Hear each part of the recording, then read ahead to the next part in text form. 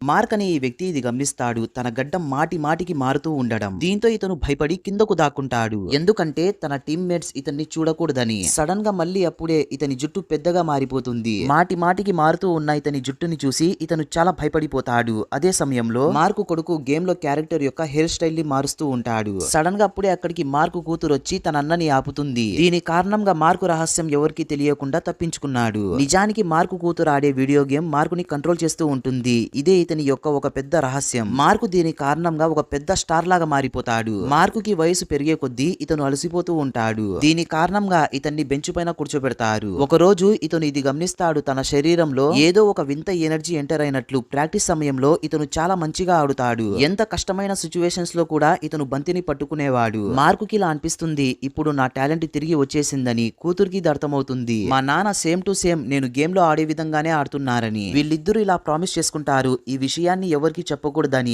ఆ రోజు తర్వాత నుంచి కూతురు అతన్ని కంట్రోల్ చేసేది. దీని కారణంగా టీం అస్సలు ఎప్పుడు ఓడిపోయేదే కాదు. దీంతో ఇతను ఒక పెద్ద స్టార్ అయిపోతాడు. సమయం గడిచే కొద్దీ మార్కు పూర్తిగా తన కూతురు కంట్రోల్లో వెళ్లిపోయాడు. దీని కారణంగా కూతురు పైన చాలా ప్రెజర్ పడుతుంది. ఒక మ్యాచ్ లో బై మిస్టేక్ గా బాల్ డైరెక్ట్ గా వెళ్లి కోచ్ కి తగులుతుంది. మార్కు ఇంటికి వెళ్లి తన కూతురు పైన చాలా కోపడతాడు. ఇంకా ఇతను ఆ గేమ్ ని విరక్కొట్టడానికి ప్రయత్నిస్తాడు. వీళ్ళిద్దరూ గొడవ పడుతూ బయటకు వచ్చేస్తారు. అప్పుడే వీళ్ళ పైన ఒక పిడుగు పడుతుంది. దీని కారణంగా ఆ గేమ్ అనేది విరిగిపోతుంది. తర్వాత రోజు మ్యాచ్ జరుగుతుంది. గేమ్ కంట్రోల్ లేకపోవడం వల్ల ఇతను మాటి మాటికి తప్పు చేస్తూ ఉంటాడు. కోచ్ ఇది చూసి ఇతన్ని బెంచ్ పైన కూర్చోబెడతాడు. మార్కు గేమ్ లో లేకపోవడం వల్ల ఒపోనెంట్ టీం మంచిగా స్కోర్ చేస్తూ ఉంటారు. అదే సమయంలో కూతురు ఒపోనెంట్ టీం యొక్క ప్లాన్ ని తెలుసుకుంటుంది. తొందరగా ఈమె గ్రౌండ్ లో ఎంటర్ అయి ముందర ఉన్న టీం ప్లాన్ ఏంటో వివరిస్తుంది. దీంతో మార్కు మళ్ళీ గేమ్ ఆడడానికి గ్రౌండ్ లోకి వస్తాడు. ప్రజెంట్ ఇప్పుడు మార్కు తన శక్తినంతా ఉపయోగించి ఎటువంటి కంట్రోల్స్ లేకుండా ఈ మ్యాచ్ ని గెలిపిస్తాడు.